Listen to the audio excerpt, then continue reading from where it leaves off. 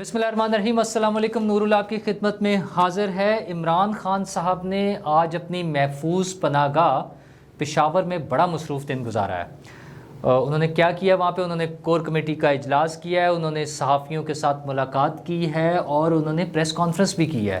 اور صحافی، لیکن یاد رکھیے گا کہ وہ صرف وہ صحافی جو ان کے چہیتے صحافی ہوتے ہیں، کیونکہ آپ کو پتہ نا کل کیا ہوا ہے، جب ایک تھوڑا سا نیوٹرل صحافی تھا جس نے ایک سوال خان صاحب کی مرضی کے بغیر پوچھ لیا تھا، تو پھر خان صاحب کا کیا ری ایکشن تھا اور وہ کیسے بھاگ گئے تھے۔ خیر وہ تو ایک الگ سٹوری، آپ کل دیکھ ہی چکے ہیں۔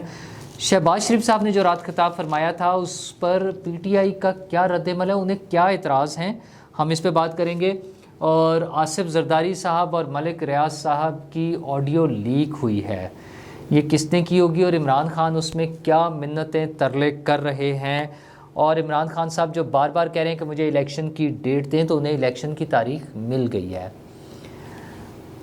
چیئرمین نیب کے نام پر اتفاق ہو گیا ہے اور بڑی بڑی چوریوں کے کیس تو سالوں چلتے رہتے ہیں، لیکن چائے کی پتی کا پیکٹ چوری کرنے پر کیا انجام ہوتا ہے، ہم اس پر بھی بات کریں گے۔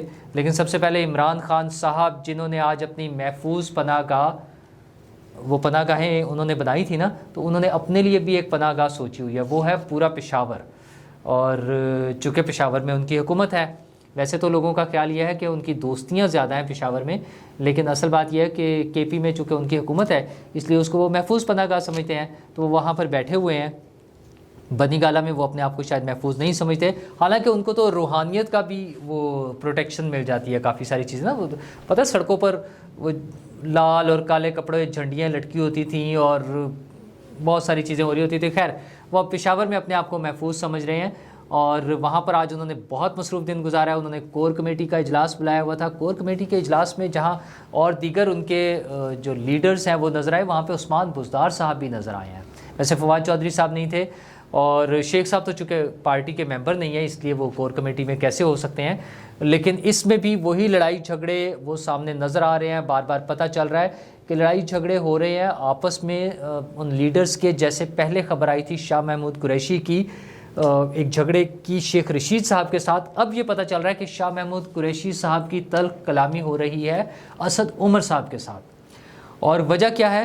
وجہ ظاہر ہے فرسٹریشن ہے۔ فرسٹریشن کیا ہے کہ حکومت تو چلی گئی اور آگے کا بھی راستہ نظر نہیں آ رہا ہے۔ آگے کا راستہ کیوں نہیں نظر آ رہا ہے؟ ناکام لانگ مارچ۔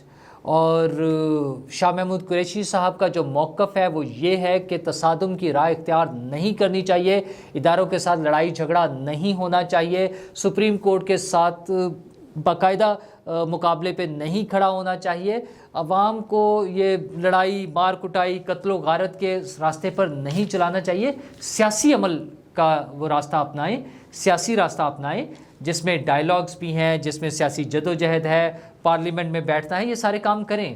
لیکن ان کے وہ دوست جو کہ سیاسی سوجھ بوجھ نہیں رکھتے یا جو سیاسی راستے کو اختیار کر کے اپنی منزل پا لینے کے خواہاں نہیں ہیں، بلکہ عمران خان صاحب کی طرح وہ کوئی شارٹ کٹ ڈھونڈ رہے ہیں یا کوئی باہر سے غیبی امداد کا ان کو انتظار ہے یا کوئی اور راستہ ڈھونڈنا چاہ رہے ہیں، وہ یہ سمجھ رہے ہیں کہ لڑائی جھگڑے کر کے اور لوگوں کے پریشر کے ذریعے ہم وہ کر لیں گے، تو بھائی لوگوں کا پریشر تب ہوگا جب آپ کے ساتھ لوگ ہوں گے۔ یہ ناکام کیوں ہوئی ہے آپ کا لانگ مارچ اور جو دھرنے کا پلان تھا اور یہ جو احتجاج تھا، یہ ناکام کیوں ہوا ہے؟ سب سے بڑی وجہ یہ ہے کہ عوام نہیں تھے۔ عوام اگر وہاں ہوتے، آپ جو 20 لاکھ کا سوچ کر آئے تھے، مجھے بتائیں 20 لاکھ لوگ اگر آ جائیں سڑکوں پہ تو انہیں کون روک سکتا ہے؟ آپ کے ساتھ تو 20,000 لوگ بھی نہیں تھے اور دیگر وجوہات بھی ہیں، اے ٹی ایمز نہیں تھی ساتھ، تو وہ جو سارا خرچہ کرنا ہوتا ہے، وہ جو احتیاطی طور پہ سب ارینجمنٹس کرنے تھے، وہ کون کرتا؟ تو آپ کے پاس تو بندوبست نہیں ہے سارا۔ پچھلے دھرنے پر یاد ہے نا، کھانے کے لیے ایک ایک ٹائم کے کھانے پر 20 لاکھ روپے کا خرچہ ہو رہا تھا، تو اب وہ اے ٹی ایمز نہیں ہیں ساتھ ساری۔ اور پھر سب سے اہم چیز کہ اداروں کی سپورٹ نہیں تھی آپ کو۔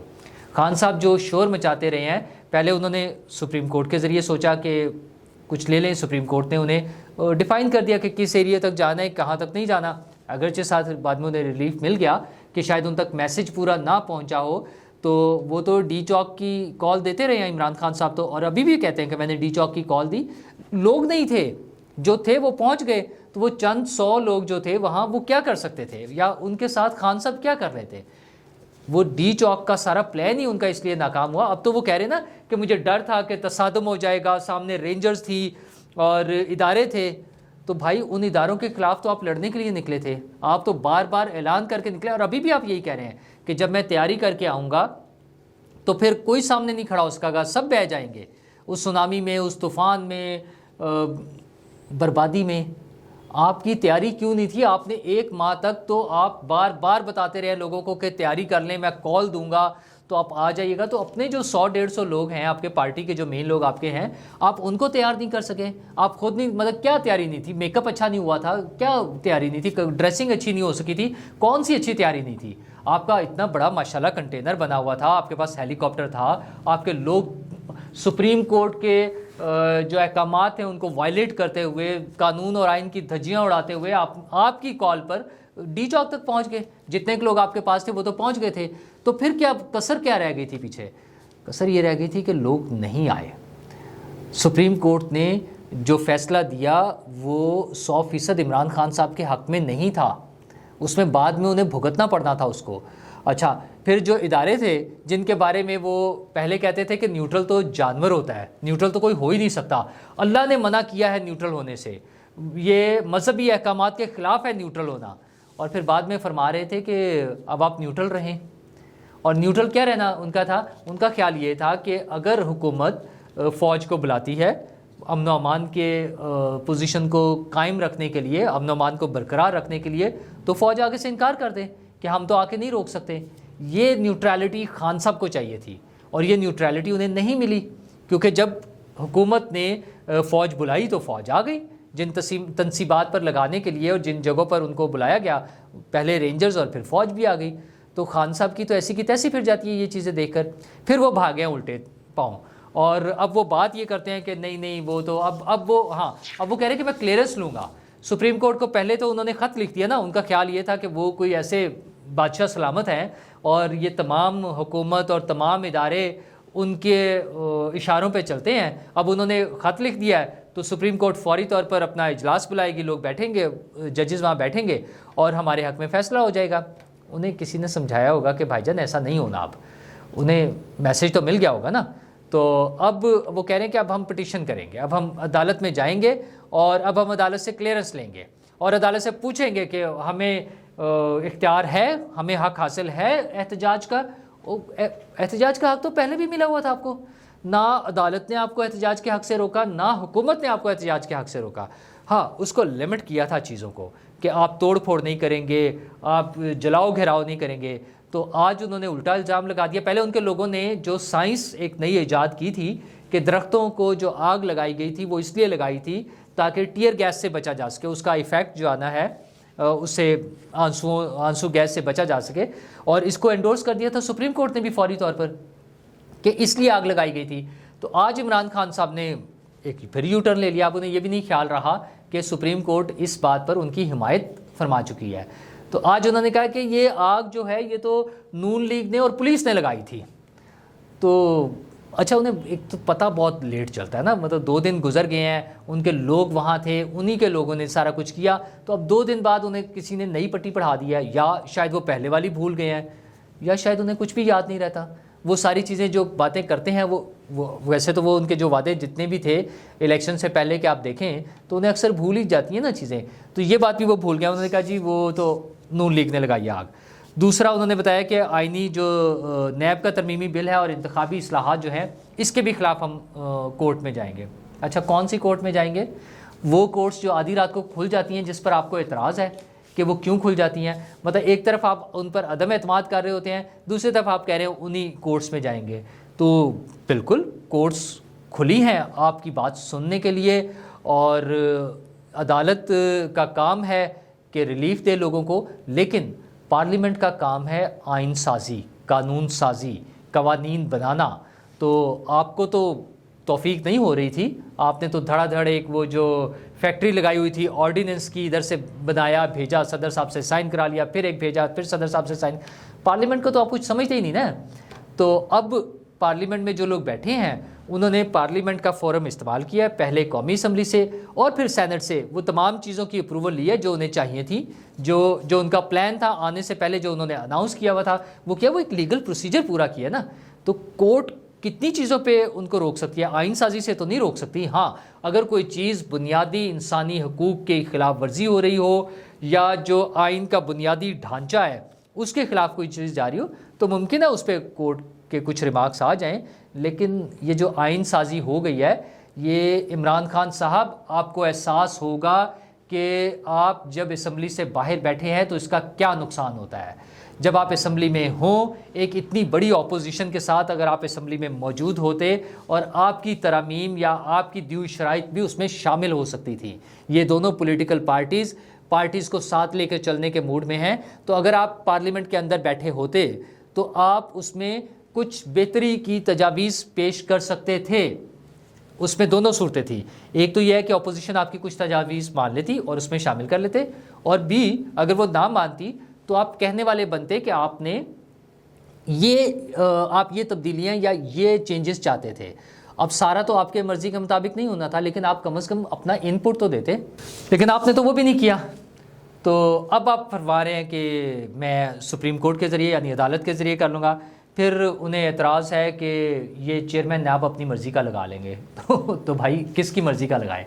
وہ پرویز خٹک صاحب سے پوچھ کے لگائیں، وہ عثمان بزدار صاحب سے پوچھ لیں، کس سے پوچھیں؟ وہ آپ سے پوچھ لیں۔ بڑا سمپل سا فارمولا ہے، بڑا اس کا سمپل سا رول ہے جو ڈیفائنڈ ہے آئین میں، قانون میں۔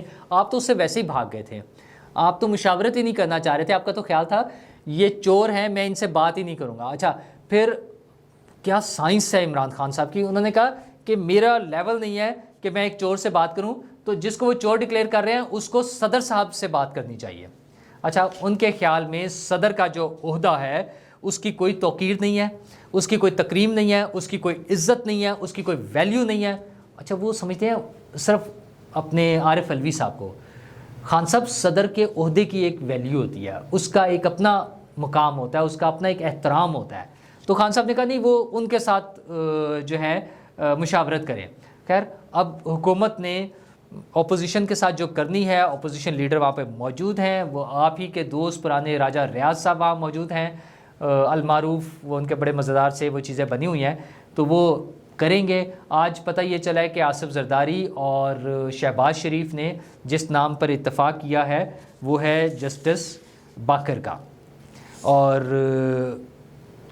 بڑے اپرائٹ جج ہیں، بڑا بے داغ قسم کا ان کا ماضی ہے، اور ان کے حوالے سے یہ کہا جاتا ہے کہ وہ جسٹس فائز عیسیٰ کے بھی حمایتی تھے، ابھی ریٹائر ہوئے ہیں اپریل میں، تو بڑے اچھے ٹریک ریکارڈ کے مالک ہیں۔ ابھی اناؤنسمنٹ تو نہیں ہوئی ہے لیکن ان دونوں لیڈرز نے اس پر اتفاق کر لیا ہے، تو مجھے کافی امید ہے کہ جو اپوزیشن لیڈر ہیں وہ بھی اس پر اتفاق کر لیں گے، اور ممکنہ طور پر وہی جو ہے ہمارے نیب کے چیئرمین بن جائیں گے۔ حکومت نے نیب قوانین میں کافی تبدیلیاں کر لی ہیں، اصولاً تو ویسے اس کو ختم کر دینا چاہیے تھا، جب ہمارے پاس تحقیقات کے اور ادارے موجود ہیں تو میرے خیال میں تو نیب کی ضرورت نہیں تھی، لیکن بہرحال انہوں نے رکھ لیا ہے۔ اگر وہ اس کو انتقام کا کوئی ٹول استعمال کرے گی، حکومت سمجھے گی، تو پھر یاد رکھیں کہ یہ پھر ختم نہیں ہوگا، پھر آئندہ جب بھی حکومت تبدیل ہوگی، کوئی اور حکومت آ جائے گی تو پھر یہ لوگوں کو بھی پھر وہ بھگتنا پڑے گا۔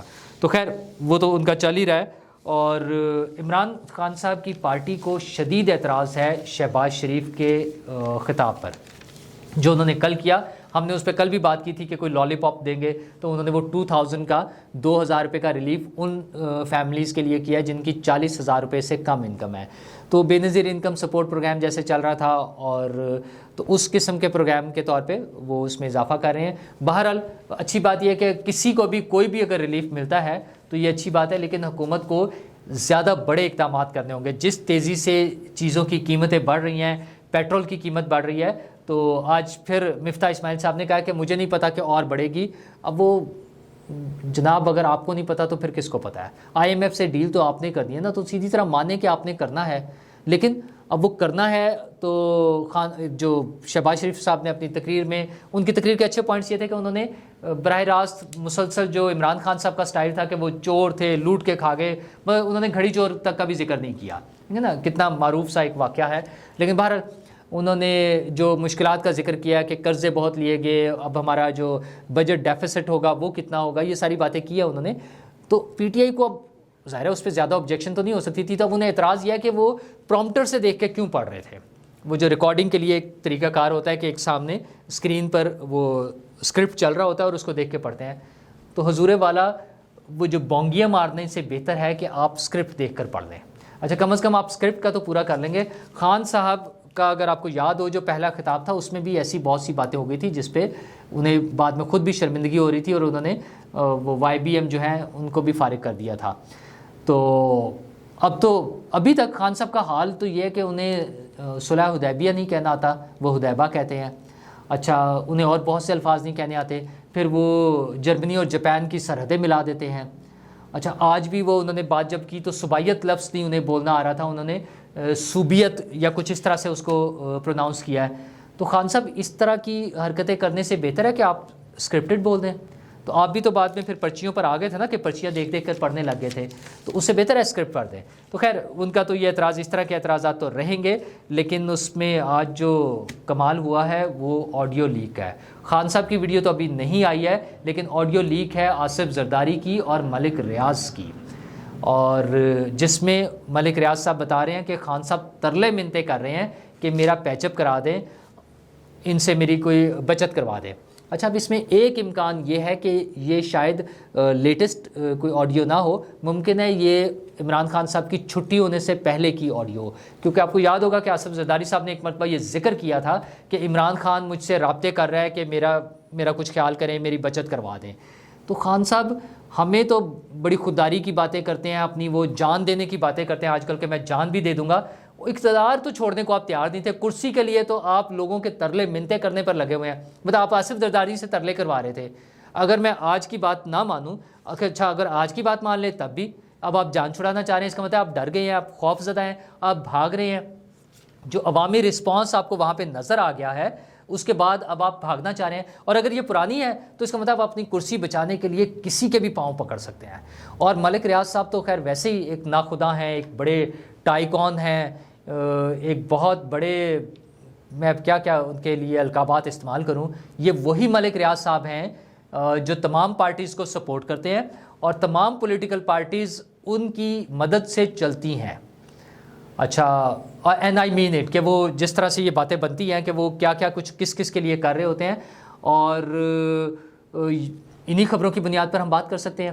اچھا دوسری طرف خان صاحب کے حوالے سے دیکھیں تو خان صاحب اور ملک ریاض صاحب کا کیا تعلق ہے؟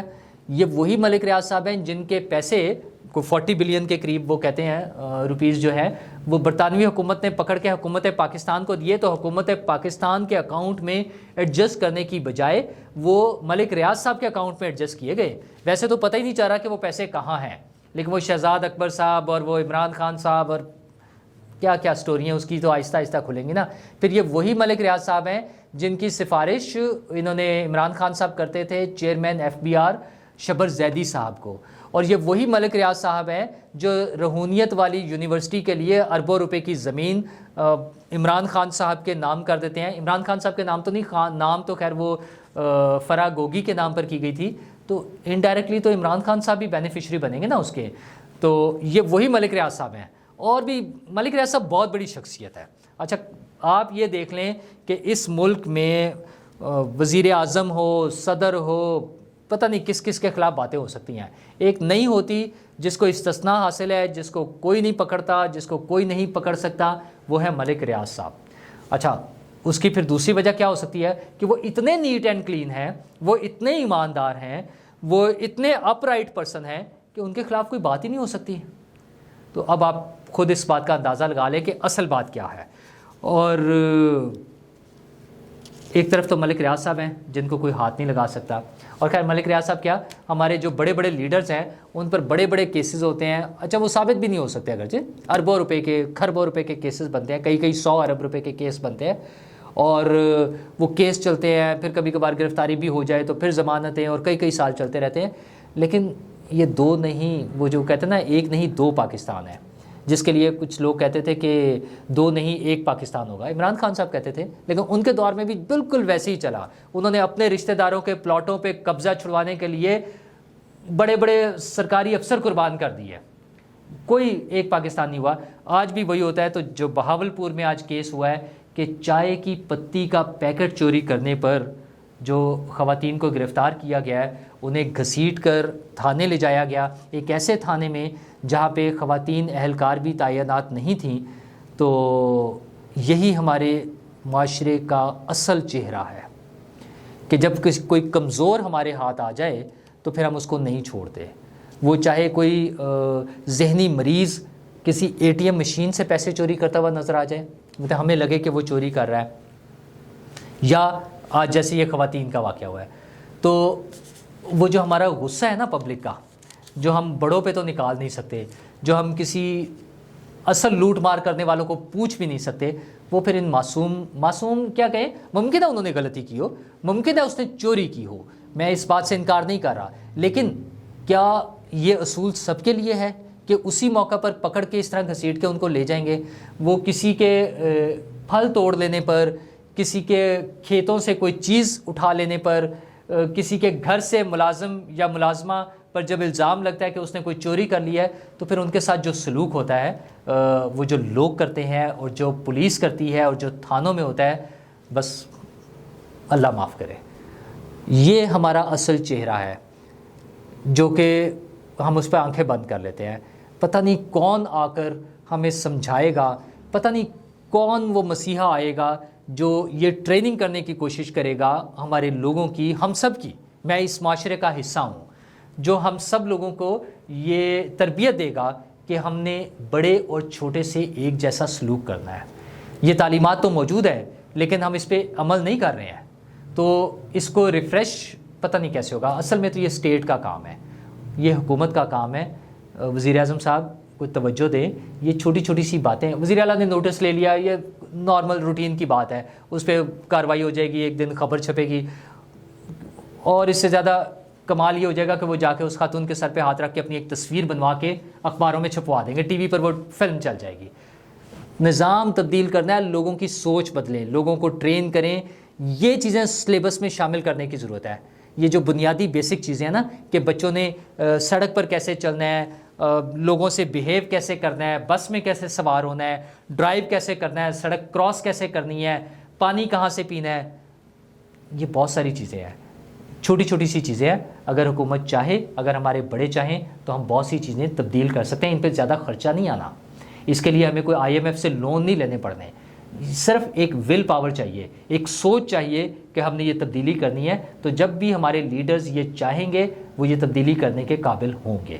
عمران خان صاحب جو بار بار الیکشن کی تاریخ مانگ رہے ہیں, انہیں تاریخ مل گئی ہے. مریم اورنگزیب صاحب نے بتا دیا ہے کہ الیکشن ہر صورت میں اگلے سال اگست میں ہوں گے.